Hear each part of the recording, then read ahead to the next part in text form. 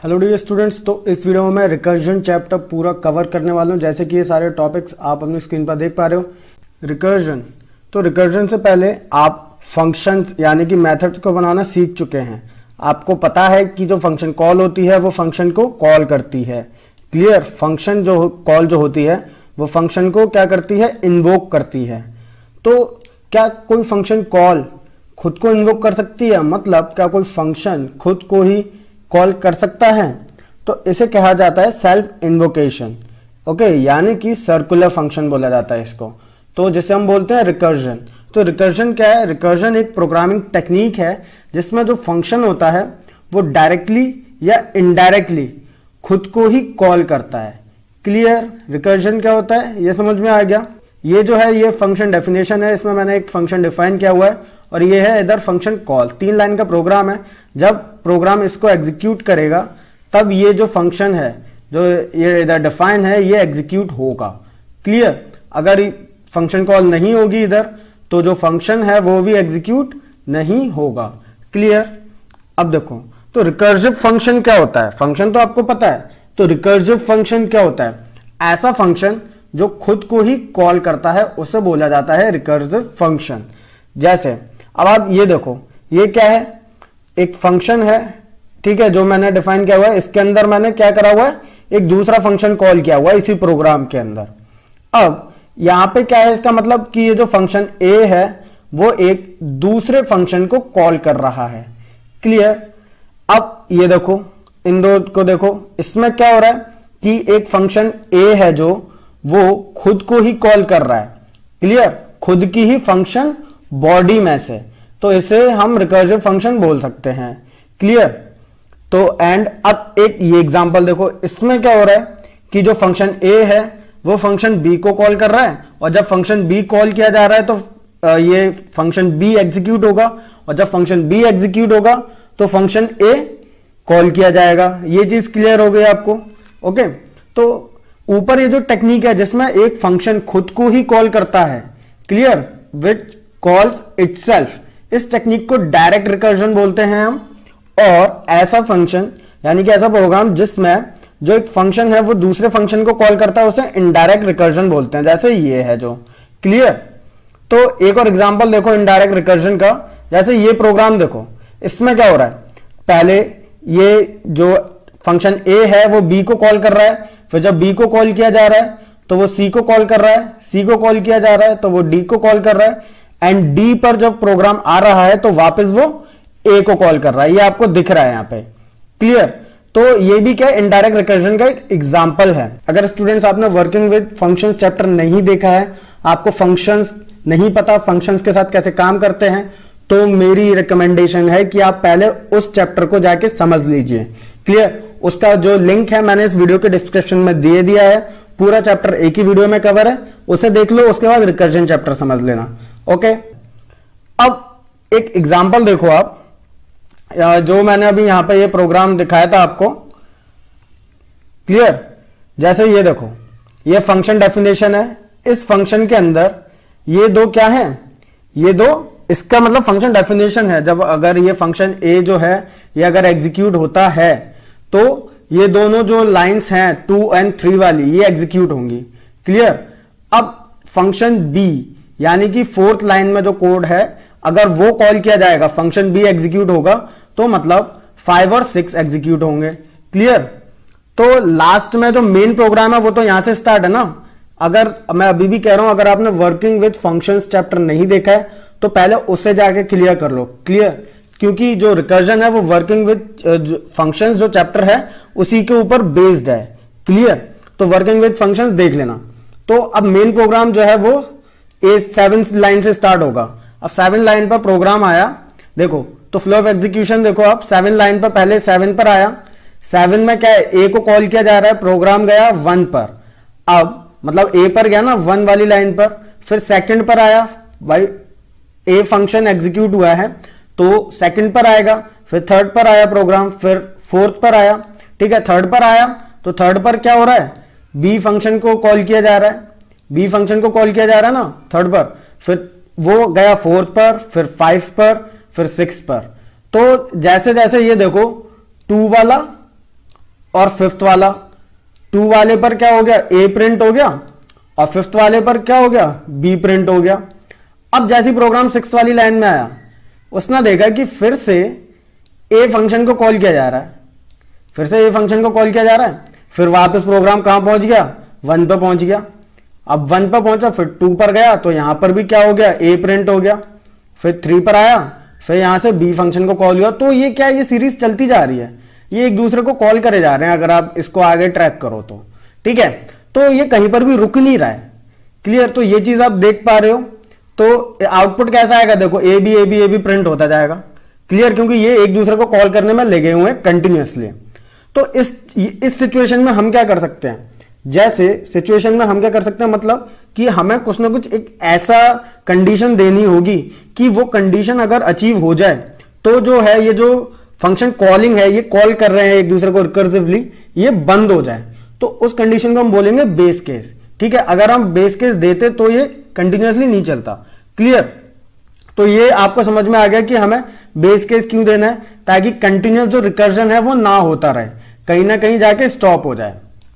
Okay students, आप dot hoppers को Facebook पर भी फॉलो कर सकते हैं, क्योंकि हम अपने पेज पर जैसे पीडीएफ नोट्स हो गए या फिर कुछ सैंपल पेपर हो गए या इंपॉर्टेंट क्वेश्चंस हो गए, ये सारे मैं शेयर करता रहता हूं। तो और आप इजीली डाउनलोड कर सकते हो। फेसबुक पेज का जो लिंक है द टॉपर्स का, वो मैंने इस वीडियो के डिस्क्रिप्शन में दिया है। ऑलरेडी मैंने कई पीडीएफ नोट शेयर करे हुए हैं, जाके चेक कर लीजिए। तो सेंसिबल रिकर्जन कोड का मतलब क्या है, सेंसिबल रिकर्जन कोड मींस जहां ऐसा रिकर्जन कोड जहां पे रिकर्जन हो रहा हो, मतलब एक फंक्शन दूसरे फंक्शन को कॉल कर रहा हो। क्लियर, लेकिन ये जो कॉलिंग प्रोसेस जो हो, वहां पे ये पता हो कि भाई कहां पर कौन सी सिचुएशन पर आके स्टॉप हो जाना है। क्लियर, नहीं तो इंफिनिटली चलता रहेगा प्रोसेस। अब ये पता चल गया आपको कहां पे क्या है ये sensible recursion code. Base case, base case मतलब ऐसी कंडीशन जहां पर जो रिकर्सिव फंक्शन है, क्लियर हो चुका है आपको रिकर्सिव फंक्शन क्या होता है, वो ऐसी कंडीशन जहां पे रिकर्सिव फंक्शन खुद को द्वारा से मतलब इन्वोक ना करे, खुद को कॉल करना बंद कर दे। क्लियर, तो वो कहलाएगा बेस केस। तो हर एक रिकर्सिव फंक्शन में बेस केस होना जरूरी है। और ध्यान रखना, वो जो बेस केस है, हमें उसका जो रिजल्ट है उसकी वैल्यू पता होनी चाहिए। अभी मैं आपको एग्जांपल दूंगा तो आपको सब क्लियर हो जाएगा। प्रोग्राम का एग्जांपल दूंगा, उसका फ्लो ऑफ एग्जीक्यूशन बताऊंगा, सब क्लियर हो जाएगा आपको। ठीक है, तो बेस केस जो होता है उसकी वैल्यू हमें पता होनी चाहिए। ठीक है, कि ये वैल्यू अचीव हो जाए तो अब फंक्शन स्टॉप हो जाए, रिकर्जन स्टॉप हो जाए। तो बेस केस जो है उस वैल्यू वो रीचेबल होना चाहिए। ठीक है, ऐसा नहीं हो कि भाई रिकर्जन हुआ जा रहा है लेकिन बेस केस जो है वो कंडीशन रीच ही नहीं हो रही है। तो उस सिचुएशन में बेशक, उस सिचुएशन में भी अगर आपने बेस केस दिया है और अगर वो मान लो रीचेबल नहीं है, तो भी इंफिनिटली रिकर्जन होता रहेगा। ठीक है, रिकर्जन मतलब होता रहेगा। तो कुछ ना कुछ जो बेस केस है वो रीचेबल होना चाहिए। क्लियर, जो भी आपने आर्ग्यूमेंट्स, ठीक है, जो भी आपने आर्ग्यूमेंट्स या फिर पैरामीटर्स दिए हैं उसमें बेस केस रीच होना चाहिए। अब देखो मैक्सिमम रिकर्जन डेप्थ, इसका मतलब क्या है, मैक्सिमम रिकर्जन डेप्थ का मतलब, अगर जैसे अभी मैंने एग्जांपल दिया था कि ए फंक्शन बी को कॉल कर रहा था, बी फंक्शन ए को कॉल कर रहा था, तो ये इन्फिनिटली चले आ रहे थे। ठीक है, इन्फिनिटली चले आ रहे थे और इसकी वजह से क्या था, पूरी मेमोरी जो होगी अगर रुकेगा नहीं तो सिस्टम की पूरी मेमोरी को क्या करेगा, यूज कर लेगा, है ना। अगर रुकेगा ही नहीं तो मेमोरी भरती जाएगी ना सिस्टम की। तो इसके लिए क्या करा है, मैक्सिमम रिकर्जन डेप्थ का एक जो कॉन्सेप्ट है वो लगाया गया है। ठीक है, तो अब इसका मतलब क्या है कि कितनी बार जो है वो रिकर्जन होगा, बेशक बेस केस नहीं पहुंच रहा है तो उस सिचुएशन में भी कितनी बार रिकर्जन होगा। तो ये देखो, ये वही प्रोग्राम है जो मैं अभी ए और बी वाला आपको समझा रहा था कि ए बी को कॉल कर रहा है, बी ए को कॉल कर रहा है कंटिन्यूअसली। तो इसमें देखो ये क्या है, मैंने इस प्रोग्राम को रन किया तो क्या हुआ, काफी जैसे कई बार एग्जीक्यूट होने के बाद, रिकर्जन होने के बाद ये लाइन लिखी हुई आ गई। इसका मतलब क्या है, maximum recursion depth exceeded while picking an object, मतलब जो मैक्सिमम रिकर्जन डेप्थ है वो क्या है, वो एक्सीड हो चुकी है। एक्सीड मतलब वो रीच हो चुकी है, इससे ज्यादा और रिकर्जन नहीं हो सकता। क्लियर, तो अब इसको देखो, रिकर्जन डेप्थ लिमिट मींस कि कितनी बार बेशक बेस केस जो है वो रीच नहीं हो रहा, मतलब बेस केस रीच नहीं हो रहा तो मतलब रिकर्जन स्टॉप ही नहीं होगा। तो रिकर्जन स्टॉप ही नहीं होगा तो कितनी बार जो है, जो रिकर्जन है मतलब कि जो प्रोसेस है वो एग्जीक्यूट होगा, मतलब कितनी बार रिकर्जन होगा बिना बेस केस के। इसके लिए कोई ना कोई डेप्थ लिमिट होनी चाहिए ना, नहीं तो इंफिनिटली चलेगा तो कंप्यूटर की पूरी मेमोरी घेर लेगा वो। ठीक है, तो बाय डिफॉल्ट जो होता है वो 1000 टाइम ही रिकर्जन होता है, बेशक बेस केस नहीं है, लेकिन हम जो है वो चेंज कर सकते हैं। ठीक है, चेंज करना अभी आपको बताऊंगा। तो आप ये देखो कि आप किस तरीके से क्या जो है बाय डिफॉल्ट क्या रिकर्जन लिमिट है वो कैसे पता कर सकते हो। कुछ नहीं करना, इंपोर्ट सिस लिखो और ये 2 लाइंस लिख दो बस आप। ठीक है, जहां पे आप पाइथन 3 जो भी वर्जन है आपका, उसमें जो आप करते हो प्रोग्रामिंग करते हो, उसमें ये 2 लाइंस लिख दो। ठीक है, तो आपका क्या होगा, आउटपुट में बता देगा। ठीक है, और अगर आपको न्यू रिकर्जन लिमिट सेट करनी है, ठीक है, बाय डिफॉल्ट तो 1000 होती है, न्यू रिकर्जन लिमिट सेट करनी है तो इंपोर्ट सिस, फिर प्रिंट के अंदर सिस डॉट सेट रिकर्जन लिमिट, उसके अंदर इस तरीके से 5000 जो भी आपको लिखनी है उतनी लिमिट आप सेट कर सकते हो। तो ये समझ में आ गया पता कैसे लगाना है कि रिकर्जन लिमिट कितनी है, और ये क्या, और न्यू रिकर्जन लिमिट कैसे सेट करना है, ये क्लियर हो गया।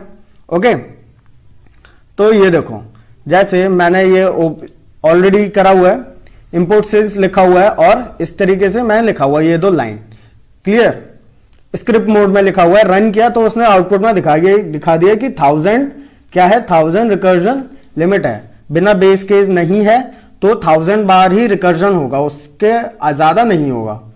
अब ये देखो मैंने इसमें क्या करा कि वही जो प्रोग्राम है जो अभी मैंने आपको समझाया था, जहां पर कोई भी बेस केस नहीं है इस प्रोग्राम के अंदर, तो यहां पे मैंने जो रिकर्जन लिमिट है वो क्या कर दिया, 10000 कर दिया। फिर रन करा तो क्या होगा, ये जो पूरा फंक्शन है, ठीक है, वो अब 1000 टाइम रिकर्सिव नहीं होगा, वो 10000 टाइम्स होगा, क्योंकि रिकर्जन लिमिट चेंज हो गई है। ये चीज क्लियर हो गई आपको।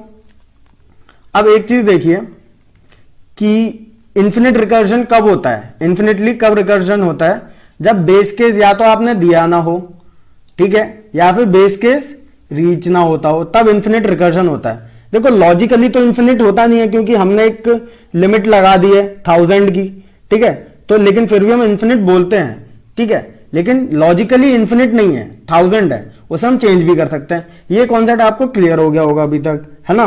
तो अब देखो मैं आपको प्रैक्टिकली दिखाता हूं कि आप रिकर्जन लिमिट कैसे सेट कर सकते हो। ओके, और जो प्रीवियस प्रोग्राम अभी समझा था हमने, ठीक है, जिसमें ए बी को कॉल कर रहा था और बी ए को कॉल कर रहा था, ये भी मैं आपको प्रैक्टिकल के साथ बताता हूं, ये वाला प्रोग्राम। ओके, तो ये देखो ये प्रोग्राम मैंने लिखा हुआ है। अब ए में देखो जब ए कॉल होगा तो ए प्रिंट होगा, बी कॉल होगा तो बी प्रिंट होगा, क्लियर। ओके, तो अब इसको करते हैं हम रन। तो अब देखो ये कंटिन्यूअसली ए बी प्रिंट होता जा रहा है, क्योंकि ए और बी को कंटिन्यूअसली कॉल किया जा रहा है एक दूसरे के द्वारा। तो अभी ये चलता जाएगा, क्योंकि कितनी टाइम चलेगा, 1000 टाइम रिकर्जन होगा। ओके, उसके बाद एरर आएगा। तो देखो ये एरर आना स्टार्ट हो चुका है। अब लास्ट में एरर आ जाएगा, maximum recursion depth exceeded. Okay, तो देखो जैसे जस्ट 1 सेकेंड और आने वाला है।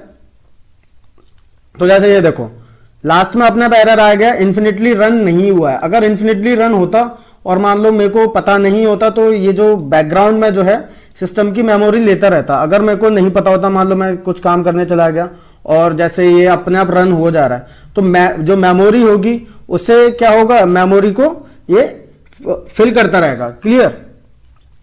तो 1000 टाइम्स हुआ है रिकर्जन। अब इसको चेंज करना है, तो देखो क्या होगा, जैसे मैंने इसको रिकर्जन लिमिट है वो अभी कितनी है, 1000 है ना, तो आपने 1000 टाइम्स देखा कि कितनी बार रन हुआ है। अब मैं रिकर्जन लिमिट 100 कर देता हूं, अब इसको रन करता हूं तो देखो बड़ी जल्दी आ जाएगा ये। तो देखो ये आ गया। अब देखो इतनी जल्दी एरर भी आएगा, इतनी जल्दी मैक्सिमम रिकर्जन डेप्थ भी एक्सीड हो गई, क्लियर हो गया। तो आप जितनी चाहो उतनी सेट कर सकते हो। तो अब ये प्रोग्राम देखते हैं। हमें एक ऐसा प्रोग्राम लिखना है जो क्या करे, sum of n natural numbers find कर दे। मतलब कि मैं बताऊंगा कि कितने नेचुरल नंबर्स का सम फाइंड करना है, क्लियर। और इसे रिकर्सिव फंक्शन के वे में लिखना है, क्लियर। मतलब फंक्शन हो और रिकर्जन हो रहा हो उसमें, उस तरीके से लिखना है। ओके, लूपिंग मतलब इटरेशन के वे में नहीं लिखना है इस प्रोग्राम को। ये चीज क्लियर है, ठीक है। तो जैसे मैंने एंटर कर दिया 5, तो 5 नेचुरल नंबर्स के सम चाहिए स्टार्टिंग के, 1 + 2 + 3 + 4 + 5। ये चीज क्लियर हो गई आपको कि इस प्रोग्राम में क्या होगा। तो मैं इस प्रोग्राम को पहले आपको रन करके दिखा देता हूं। ये प्रोग्राम आपको नोट किया हुआ दिख रहा है, इसके बाद मैं आपको इसका फ्लो ऑफ एग्जीक्यूशन समझाऊंगा, क्लियर। तो इसका आप पहले रन करके देख लेते हैं कि क्या आउटपुट होता है इसका। ओके,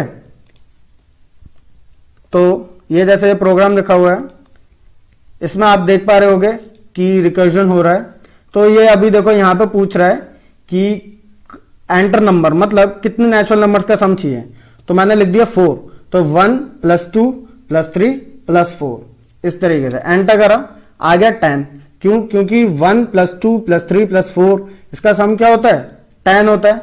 मैं इस प्रोग्राम को दोबारा से रन करता हूं, फिर देखना। अब 5 एंटर करता हूं, तो 5 + 4 + 3 + 2 + 1, ठीक है, मतलब 15 आना चाहिए। तो आंसर आ गया 15। तो सम ऑफ एन नेचुरल नंबर्स ये आप समझ गए, ठीक है। तो यहां पे आप देख पा रहे हो, ये देखो ये फंक्शन को कॉल किया जा रहा है यहां पर। फिर जब ये प्रोग्राम ये अपनी सारी लाइंस एग्जीक्यूट कर रहा है, उसके बाद वापस जब वो वैल्यू रिटर्न कर रहा है, जो वैल्यू रिटर्न कर रहा है वहीं पर ही उसे दोबारा कॉल किया जा रहा है, ये आप देख पा रहे हो, ठीक है, सम फंक्शन को वैल्यू रिटर्न करते समय। तो ये कैसे फ्लो ऑफ एग्जीक्यूशन हो रहा है, इससे देखो, ठीक है, अपना सारी चीजें समझ में आ जाएंगी कि ये टेक्निक क्या है। ओके, तो ये चीज अभी तक आपको क्लियर हो गई कि आउटपुट क्या आ रहा है, हमारा प्रोग्राम क्या है। तो अब इसका मैं आपको फ्लो ऑफ एग्जीक्यूशन समझाता हूं। तो रिकर्जन किस तरीके से काम करता है, तो मैंने पूरा फ्लो ऑफ एग्जीक्यूशन लिखा हुआ है। हो सकता है कि शायद आपको एक पहली बार में आपको कंफ्यूजिंग लगे, पर ये मेरा प्रॉमिस है, 2 बार 3 बार आप देखोगे तो ये जो टेक्निक है वो आपको बहुत अच्छे से समझ में आ जाएगी। वैल्यूज ट्रैक करना, फ्लो ऑफ एग्जीक्यूशन को ट्रैक करना, जो मैं आपको अभी समझाऊंगा। क्लियर? तो देखो फ्लो ऑफ एग्जीक्यूशन इधर लिखा हुआ है। पहले जो प्रोग्राम होगा वो कहां पर आएगा? 6th वाली लाइन पे आएगा, ठीक है, क्योंकि मेन प्रोग्राम यहां से स्टार्ट है, ये आपको पता है, ठीक है। इधर ये फंक्शन है फर्स्ट वाली लाइन से, तो यहां पर कुछ भी एग्जीक्यूशन नहीं हो रहा है, 1 से लेके 5 तक, बिल्कुल अभी फ्रेश स्टार्ट हुआ है प्रोग्राम, ठीक है। तो 6th पे आया, हमने एंटर कर दिया, मान लो 4 एंटर कर दिया, 4 नेचुरल नंबर्स के सम चाहिए स्टार्टिंग के। तो यहां पे 7th वाली लाइन में आया, तो यहां पे सम फंक्शन कॉल हुआ है, ये आपको दिख रहा है। क्लियर? तो सम में क्या आर्ग्यूमेंट गया है? 4 गया है। तो यहां पर अब जब 7 में फंक्शन कॉल हुई है तो प्रोग्राम पहुंच गया 1 पर। देखो 7 वाली लाइन में फंक्शन कॉल हुई, आर्ग्यूमेंट गया 4, प्रोग्राम गया कहां पे? 1 पर गया प्रोग्राम। तो प्रोग्राम जो 1 पर है अभी, वहां पे क्या आर्ग्यूमेंट रिसीव हुआ है? 4, मतलब इधर 4 रिसीव हुआ है नम। अब देखो क्या नम बराबर है, ठीक है।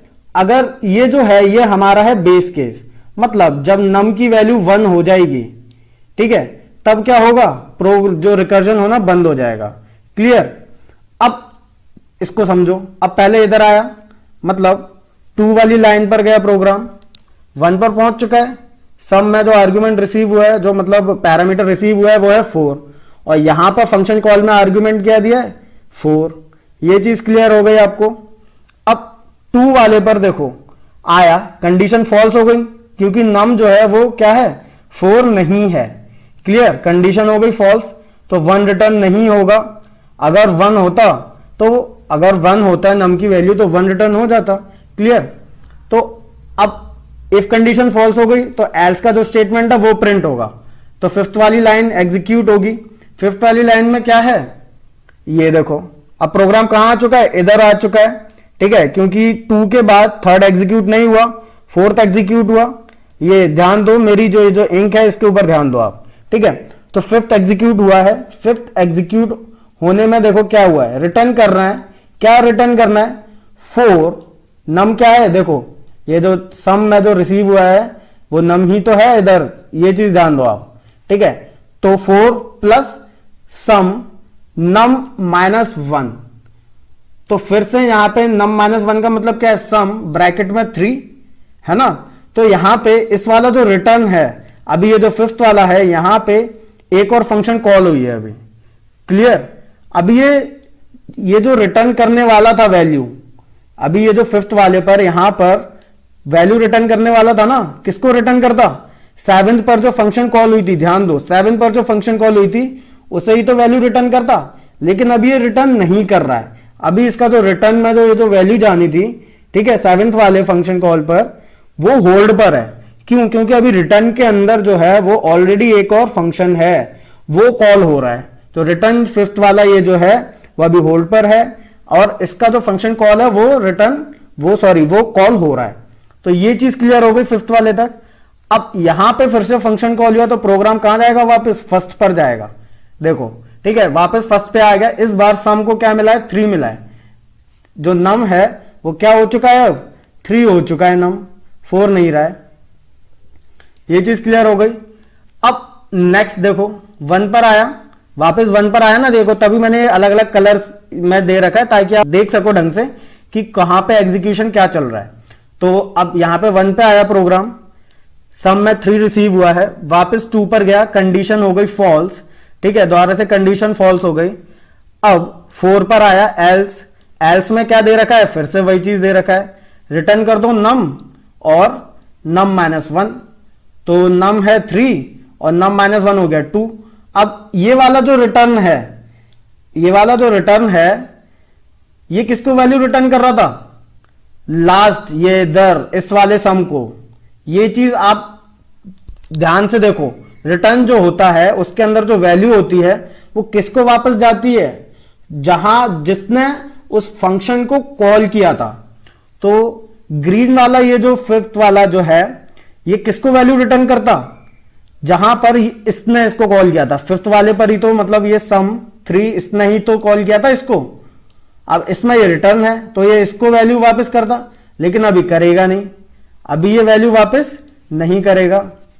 क्लियर हो गई ये चीज, क्यों, इसका जो रिटर्न है वो भी होल्ड पे रहेगा, इसका जो रिटर्न है वो भी होल्ड पे रहेगा। अभी मैं यहां पे एच लिख देता हूं, ये एच लिख देता हूं, ये कॉल हुआ, अब ये कॉल होगा, क्योंकि इसका ये जो फंक्शन है जब तक ये पूरा फिनिश नहीं होगा तब तक वैल्यू इनके जो रिटर्न स्टेटमेंट्स है वो होल्ड पे रहेंगे। तो ये हो गया 5। अब वापस जो हुआ 5 में सम फंक्शन कॉल हुआ है, अब सम फंक्शन कॉल हुआ तो वापस 1 पर गया प्रोग्राम। अब जो है जो नम है वो कितना रिसीव हुआ है, नम अब रिसीव हुआ है 2। क्लियर, 2 कैसे रिसीव हुआ, 3 प्लस नम -1, तो नम है 3, ठीक है ना। यहां पे नम 3 रिसीव हुआ था ना इधर वाले स्टेटमेंट में, ठीक है, इधर फर्स्ट वाले में 3 रिसीव हुआ था, तो नम -1 हो गया 2, तो 2 गया फंक्शन कॉल, ठीक है। अब फर्स्ट वाले पे वापस आ गया प्रोग्राम। अब इसने देखा क्या नम जो है वो 1 है, 1 के बराबर है, नहीं, फिर से कंडीशन फॉल्स, ठीक है, 2 वाली कंडीशन फॉल्स हो गई। 4 पर आया प्रोग्राम एल्स, एल्स के अंदर जो स्टेटमेंट है, तो ये देखो अब ये क्या हुआ है, फिर से जो इसका रिटर्न है वो होल्ड पर रहेगा। ये वाला रिटर्न इस वाले फंक्शन कॉल को वैल्यू रिटर्न करता, जो भी यहां पर कैलकुलेट होती जो भी वैल्यू, लेकिन कैलकुलेट तो तब करेगा जब इसके पास सारी वैल्यूज होंगी। इसके पास सारी वैल्यूज कब होंगी, जब इस फंक्शन की कैलकुलेट होकर वैल्यू आ जाएगी। ध्यान दो इस लाइन पे, ठीक है, जब इस फंक्शन की वैल्यू कैलकुलेट होकर आ जाएगी तभी तो ये इसको वैल्यू वापस देगा।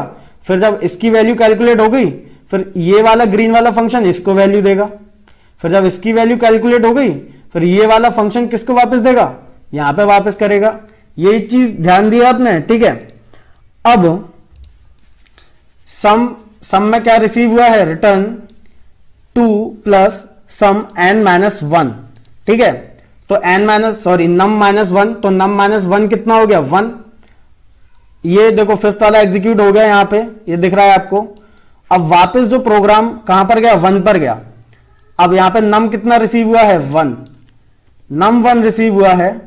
अब जो फर्स्ट वाली कंडीशन है, जो फर्स्ट वाली कंडीशन है वो क्या हो गई, सॉरी सेकंड लाइन में जो कंडीशन है वो हो गई है ट्रू।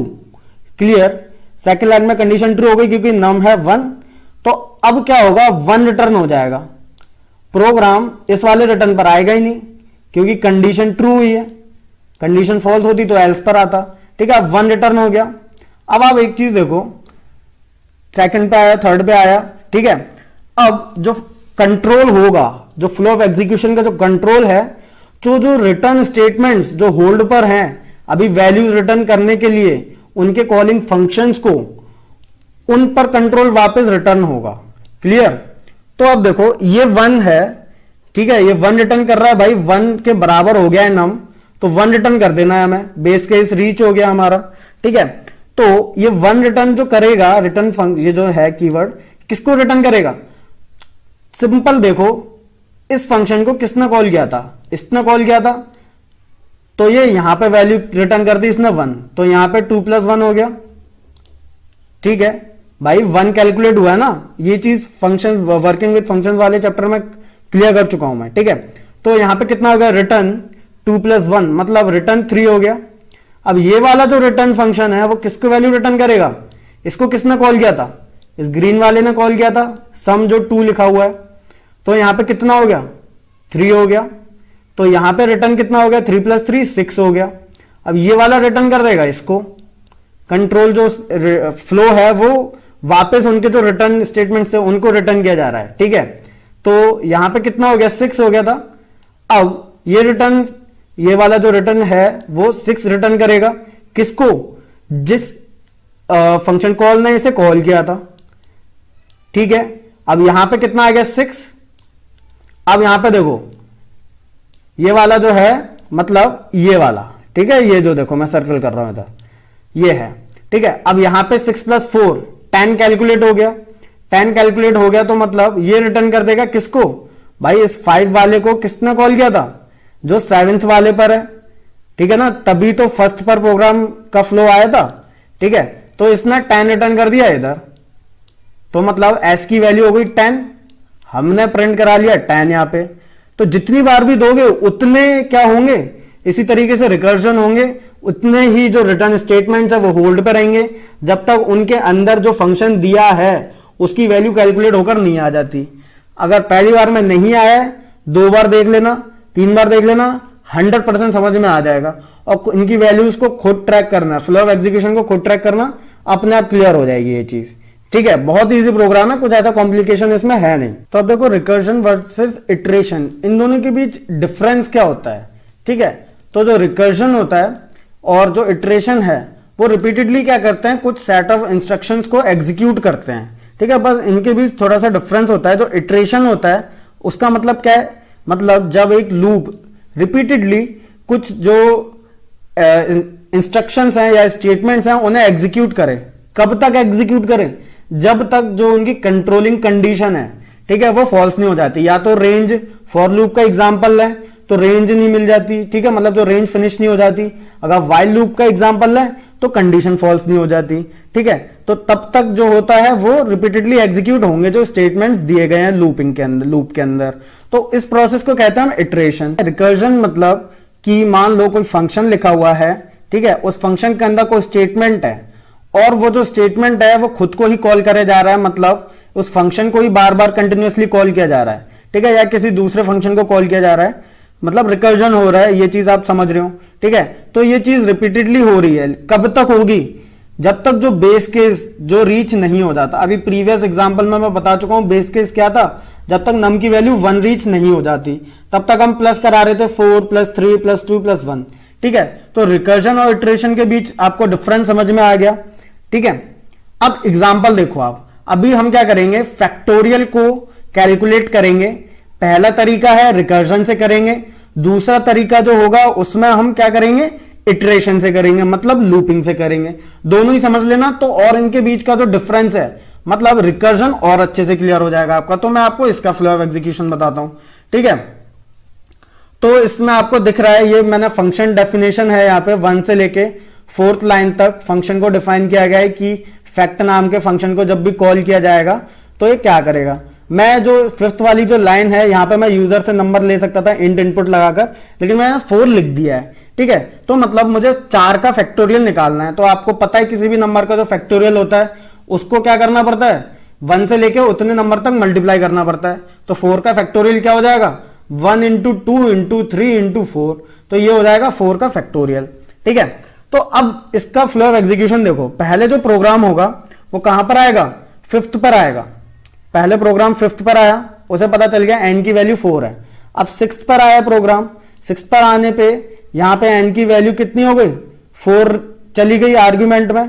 ठीक है, और तो मतलब फंक्शन कॉल हुई है यहां पे। अभी प्रोग्राम यहां पे पहुंचा ही नहीं है, सिर्फ फंक्शन कॉल से ही, मतलब इतने अधूरे से ही वापस जंप हो गया है।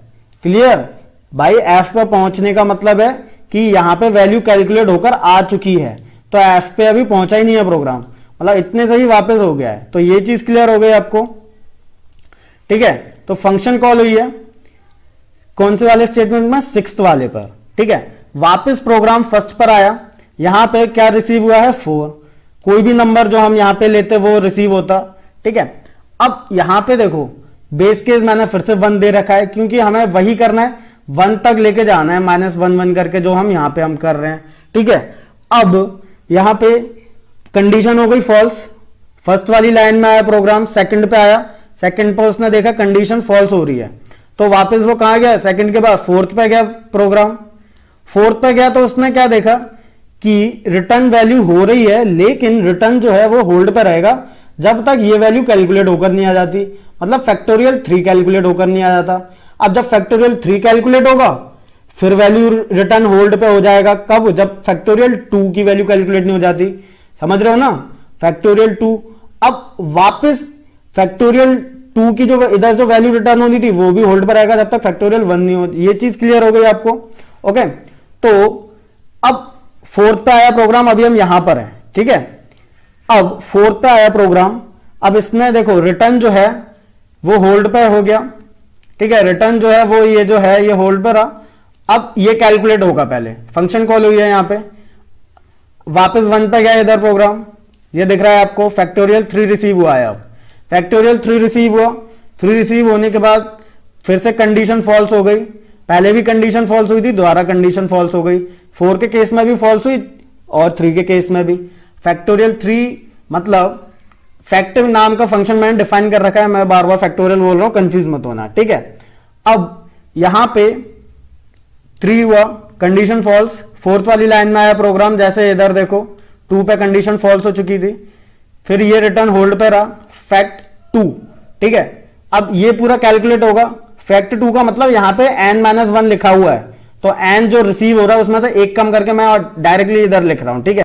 तो जब ये पूरा कैलकुलेट होगा, ओके, ये तो ऑलरेडी है कैलकुलेटेड, बट यहां पे जो फैक्ट 2 है ये फंक्शन कॉल है, तो जब तक इस फंक्शन कॉल के पास वैल्यू नहीं आएगी तब तक ये जो रिटर्न है ये होल्ड पे रहेगा, ये जिसको भी वैल्यू रिटर्न करेगा वो होल्ड पे रहेगा तब तक, ठीक है।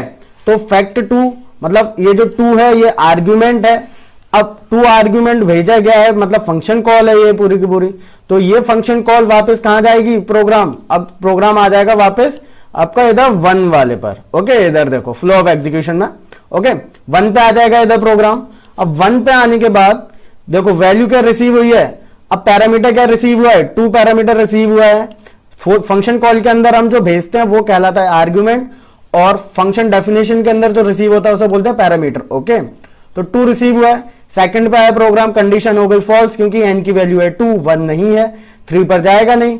अब 4 पे आ जाएगा प्रोग्राम, ये रिटर्न है, 2 ऑलरेडी कैलकुलेट है। अब यहां पे फैक्ट n-1 मतलब फैक्ट 2-1 मतलब कि फैक्ट 1, तो ये हो गई फिर से एक फंक्शन कॉल, ओके। ये वाला रिटर्न भी फिर से होल्ड पर, अब प्रोग्राम वापस आ गया इधर 1 पर। 1 पर आने के बाद देखो सेकंड पे आया, कंडीशन हो जाएगी ट्रू क्योंकि फैक्ट के अंदर जो आर्गुमेंट भेजा है वो 1 भेजा है, और यहां पे फंक्शन डेफिनेशन में जो पैरामीटर रिसीव हुआ है वो 1 रिसीव हुआ है, ओके। तो सेकंड पर जो कंडीशन है वो ट्रू हो गई। थर्ड पे आ जाएगा प्रोग्राम, थर्ड पे आने के बाद देखो अब यहां पर रिकर्जन वाली लाइन नहीं है, मतलब रिटर्न अब सिंपली वैल्यू रिटर्न करेगा, ओके, कुछ भी अब इसके बाद कोई भी और दूसरी फंक्शन कॉल नहीं हो रही है। अब जो कॉल्स होंगी मतलब जो वैल्यूज होंगी वो वापस उनकी फंक्शन कॉल्स को मिल जाएंगी, जो रिटर्न सारे होल्ड पर है उनके द्वारा। अब ये रिटर्न कर देगा, ठीक है, 1 रिटर्न कर रहा है, जब n की वैल्यू 1 हो जा रही है तो ये किसको रिटर्न करेगा, इसको रिटर्न करेगा। यहां पे हो गई 1, ठीक है, ये जो रिटर्न कर रहा है 1 ये इस फैक्ट की वैल्यू रिटर्न कर रहा है ना, ओके। तो इधर हो गई 1, तो 2 इंटू 1 हो गया, इस रिटर्न के पास हो गई 2 वैल्यू। अब ये किसको रिटर्न करेगा, ये इसको रिटर्न करेगा। यहां पे वैल्यू कितनी हो गई, 3 इंटू 2 मतलब कि 6 वैल्यू हो गई। अब ये वाला जो रिटर्न है, जो वैल्यू कैलकुलेट हो गई है इसके पास 6, ये किसको वैल्यू रिटर्न करेगा, इस वाले को करेगा, तो ये हो गई 6, तो 4 इंटू 6 24, ओके, 24 कैलकुलेट हो गई। अब ये वाला रिटर्न के पास 24 वैल्यू है, ये किसको वापस करेगा, ये इसको वापस करेगा, ओके, क्योंकि ये वाला जो है ये, ठीक है, रिटर्न ये रहा, ठीक है। ये कौन से फंक्शन डेफिनेशन में है, इस फर्स्ट वाली में, और इस फर्स्ट वाले फंक्शन को किसने कॉल किया था, जो बिल्कुल जब फ्रेश प्रोग्राम चला था 6th वाली लाइन में, ओके, तो इसने कॉल किया था ना जो 6th वाली लाइन में था, इसने। तो यहां पे अब आ गई है वैल्यू 24, एफ को वैल्यू मिल गई 24। वापस अब प्रोग्राम 7 पर, तो एफ की वैल्यू प्रिंट हो गई 24। 5 होती, 6 होती, कितनी भी वैल्यूज होती उतने ज्यादा रिटर्न होल्ड पर रहते, उतनी बार रिकर्जन होता। ये चीज क्लियर हो गई। अब देखो इसी प्रोग्राम को मैं, ठीक है, फैक्टोरियल वाले प्रोग्राम को मैं इटरेटिवली बताता हूं कि बिना रिकर्जन के कैसे करना है। पर रिकर्जन और इटरेशन दोनों ही आपको आने चाहिए, क्योंकि एग्जाम में आता है कभी कभी कि इस प्रोग्राम को रिकर्जन से करके दिखाओ या इस प्रोग्राम को इटरेशन से करके दिखाओ। तो डिफरेंस आपको पता चल चुका है और दोनों ही टेक्निक्स आपको मैं सिखा दी हैं। इटरेशन से आप देख लो कैसे करना है, ठीक है। तो 4 का फैक्टोरियल पता करना है हमें। कोई भी वैल्यू पास करा सकता था मैं यहाँ पे डायरेक्टली वैल्यू मैंने दी है। एन के अंदर जो भी वैल्यू रिटर्न आएगी वो इधर हो जाएगी, इधर यहां पे हमने एन प्रिंट करा लिया है। अब देखो पहले प्रोग्राम आया 6 पर, यहां से वापस जंप कर गया 1 पर। 1 पर यहां पे रिसीव हुआ है 4, क्लियर। अब प्रोग्राम आया 2 पर, एफ को कितनी वैल्यू मिल गई 4, ठीक है। अभी एफ में हम अपना फैक्टोरियल स्टोर कराएंगे इस फंक्शन डेफिनेशन के अंदर, बाद में एफ को रिटर्न कर देंगे। एफ में फैक्टोरियल जो है वो स्टोर हो जाएगा लास्ट तक। देखो कैसे। अब एन की वैल्यू रिसीव हुई थी 4, एफ को मिल गया 4, इधर है लूप के अंदर 4, एन की वैल्यू 4। तो ये लूप कितनी बार चलेगा? सिंपल, आई को कौन कौन सी वैल्यू मिलेगी? 1 मिलेगी, 2 मिलेगी, आई को 3 मिलेगी, 4 मिलेगी नहीं। ओके, तो अब प्रोग्राम जो है वो हमारा थर्ड लाइन पे आ चुका है। ओके, थर्ड लाइन पे आने के बाद क्या हुआ, आई की वैल्यूज हमें पता चल गई, मतलब रेंज पता चल गई लूप की। एंड अब क्या होगा, जब तक ये जो लूप कब तक एग्जीक्यूट होगा, जब तक रेंज पूरी फिनिश नहीं हो जाती। तो उसके बाद जब फिनिश हो जाएगी प्रोग्राम आ जाएगा लूप के बाहर और एफ में जो भी वैल्यू कैलकुलेट होगी वो रिटर्न हो जाएगी। कहां पे? यहां पे, ठीक है, 6th वाले पर रिटर्न हो जाएगी। देखो कैसे। अभी हम कहां पे चल रहे हैं? 3rd पे चल रहे हैं, ठीक है। लूप की रेंज पता चली हमें अभी। तो इस समय आई की वैल्यू कितनी है? आई की वैल्यू है 1। अभी देखो एफ कितना हो जाएगा, एफ कितना है अभी ऑलरेडी प्रोग्राम के अंदर 4, ठीक है, इनटू, और आई कितना है अभी 1। तो एफ हो चुका है हमारा 4। वापस प्रोग्राम कहां गया? इधर गया, ठीक है, मतलब अभी 4 वाली लाइन एग्जीक्यूट हो गई, ठीक है। अब वापस प्रोग्राम जब तक आई की रेंज फिनिश नहीं हुई है ना, 3 पर गया वापस प्रोग्राम। अब तो इस समय आई की वैल्यू कितनी हो गई? आई की वैल्यू चेंज हो गई, आई की वैल्यू कितनी हो गई? 2 हो गई। फिर वापस प्रोग्राम आया लूप के अंदर 4, तो अब एफ कितना कैलकुलेट हो चुका था? 4। आई की वैल्यू कितनी है? 2। तो कितना हो गया? 8 हो गया अब एफ, क्लियर। अब प्रोग्राम वापस गया 3rd पर, आई की वैल्यू हुई चेंज, आई की वैल्यू अब हो गई है 3।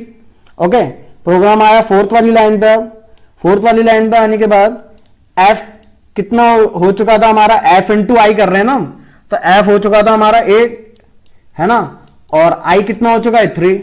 एफ हो गया हमारा कैलकुलेट 24, आई की रेंज हो चुकी है फिनिश, ठीक है। जो हम एफ इंटू आई, ये देखो ये लिखा हुआ है मैंने यहाँ पे, 3 बार एग्जीक्यूट हुआ है ना ये वाला स्टेटमेंट।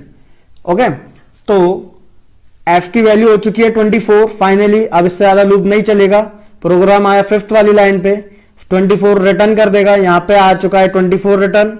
ओके, 5, 6, 7 वाली लाइन 24 रिटर्न आ गया, एन को मिल गया 24, यहां पे एन प्रिंट करा दिया। तो इटरेशन क्लियर हो गया आपको। तो अब इस प्रोग्राम को देखो, यहां पे मैं बता रहा हूं कि किस तरीके से आप 2 नंबर्स का जीसीडी कैलकुलेट कर सकते हो। GCD means greatest common divisor, मतलब कोई भी 2 नंबर दिए हुए हैं, डायरेक्टली मैंने यहाँ पे प्रिंट स्टेटमेंट के अंदर ही फंक्शन कॉल कर दी है। ओके, तो जो भी वैल्यू रिटर्न आएगी वो इधर आ जाएगी और ऑटोमेटिकली प्रिंट हो जाएगी। तो जीसीडी का मतलब है कोई भी 2 नंबर, ठीक है, 2 नंबर का कैलकुलेट कर रहा हूं, 2 नंबर्स कौन सा बड़े से बड़ा नंबर है जो इन 2 नंबर्स को क्या कर सकता है? डिवाइड कर सकता है। तो ये तो बहुत इजी से नंबर्स हैं। तो हमें पता है कि 10 ही ऐसा नंबर है जो 30 को भी और 10 और 100 को भी डिवाइड कर सकता है। मतलब 10 ही वो बड़े से बड़ा नंबर है, 10 से बड़ा कोई नंबर नहीं है जो 30 और 100 को डिवाइड कर दे। तो हमें देखो इसका रिकर्जन देख लो कि किस तरीके से जो फ्लो ऑफ एग्जीक्यूशन हुआ है। तो पहले प्रोग्राम, ये फंक्शन डेफिनेशन है ऊपर की 4 लाइन में, main program only 5th line में है। ओके, प्रोग्राम आया 5th वाली लाइन पे, फंक्शन कॉल हुई प्रिंट स्टेटमेंट के अंदर, ठीक है। तो प्रिंट स्टेटमेंट फिनिश नहीं होगा। कब तक फिनिश नहीं होगा? जब तक वैल्यू रिटर्न नहीं आ जाती। ओके, जीसीडी नाम का मैंने फंक्शन बनाया हुआ है यहाँ पे। फर्स्ट वाली जो लाइन पर गया प्रोग्राम, फर्स्ट वाली लाइन पर जाने के बाद देखो अब पहले फिफ्थ में क्या क्या वैल्यू गई है, 100 गई है और 30 गई है, ठीक है, दो आर्ग्यूमेंट्स हैं, ओके। एंड फर्स्ट वाली लाइन में गया प्रोग्राम 130 रिसीव हुआ है, ठीक है, इधर 100 रिसीव हुआ है, इधर 30 रिसीव हुआ है, ये आपको दिख रहा है इधर। एंड अब सेकंड पे आया प्रोग्राम, सेकंड की कंडीशन हो गई फॉल्स, ओके। फोर्थ पे आ जाएगा फिर प्रोग्राम, क्योंकि कंडीशन फॉल्स है तो रिटर्न पी तो करेगा नहीं, पी मतलब रिटर्न 100 तो करेगा नहीं।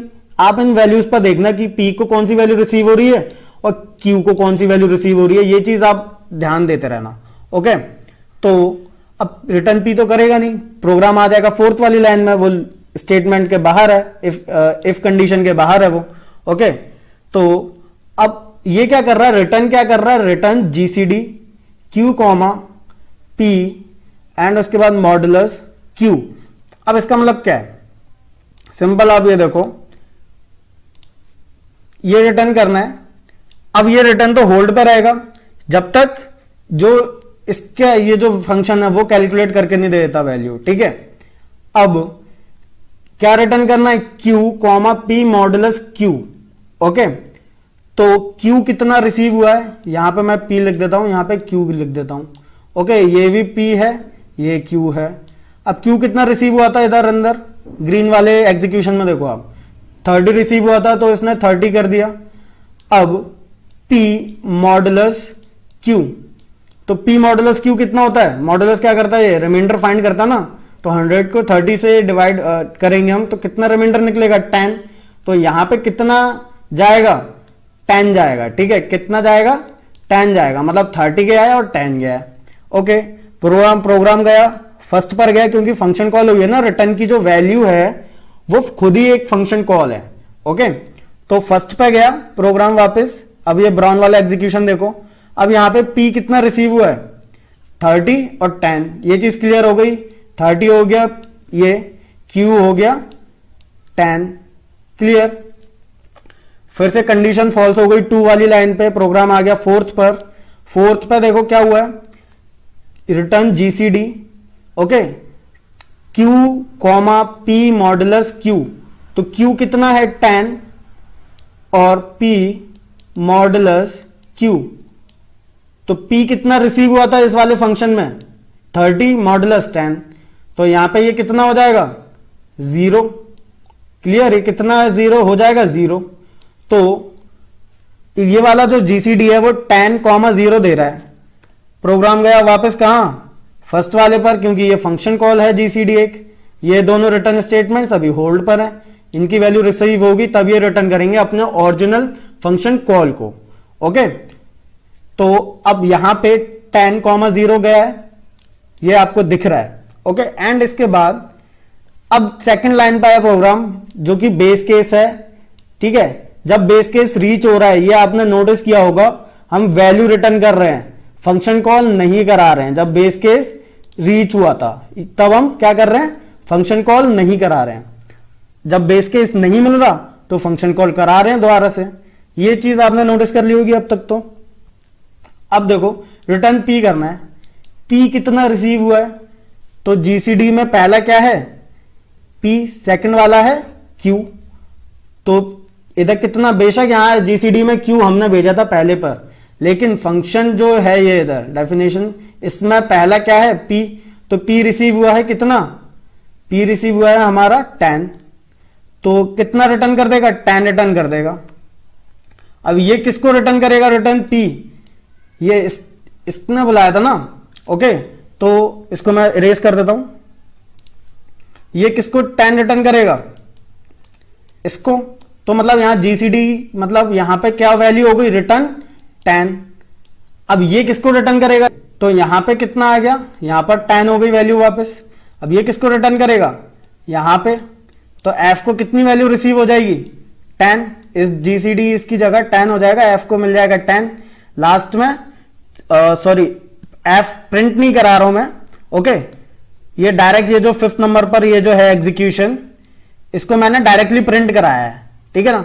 तो यहां पे कितना हो गया, जीसीडी 100, 30 की जगह 10, क्योंकि इसने फंक्शन कॉल किया था ना, इसको कॉल किया था। तो यहाँ पे 10 प्रिंट हो जाएगा। तो ये हमें पता था ऑलरेडी, मैं बता चुका हूं कि जो जीसीडी होता है 100, 30 का वो होता है 10। आप अपने आप एक्सपेरिमेंट करिए, ये प्रोग्राम लिखिए 5 लाइन का और उनमें अलग अलग वैल्यूज लेके देखिए, तो आप उनको जीसीडी आपको पता चल जाएगा। ग्रेटेस्ट कॉमन डिवीजर, जैसे हम बोल सकते हैं हाईएस्ट कॉमन फैक्टर भी बोलते हैं। क्लियर हो गई ये चीज?